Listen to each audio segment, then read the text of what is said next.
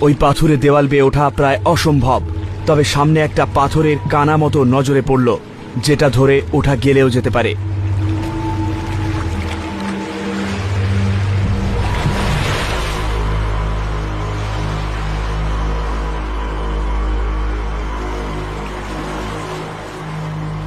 বাপরে, ওই ঠান্ডা জল থেকে বেরিয়ে যেন প্রাণ ফিরে পেলাম। আর দেখে মনে হচ্ছে এখান দিয়ে বেয়ে উঠতে পারবো আমি।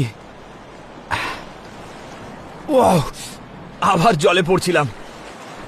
খুব পেছল পাথরগুলো, দেখে পা ফেলতে হবে। বিপদ এড়াতে আমায় এই পাথুরে দেওয়ালটার উপরে পৌঁছতে হবে। কিছুদিন আগে এখানে স্থানীয় একটি লোককে ঢেউ এসে এমন বাড়ি মারে যে সে জ্ঞান হারিয়ে জলে পড়ে যায়। পরে আরো নিচের দিকে উপকূলে তার মৃতদেহ ভেসে ওঠে। এই জায়গাটায় বেশিক্ষণ ধরে থাকা ঠিক হবে না। এক সেকেন্ড দাঁড়াও, ওপরটা একটু দেখে নি। কাজের কাজ হবে এগোতে থাকা।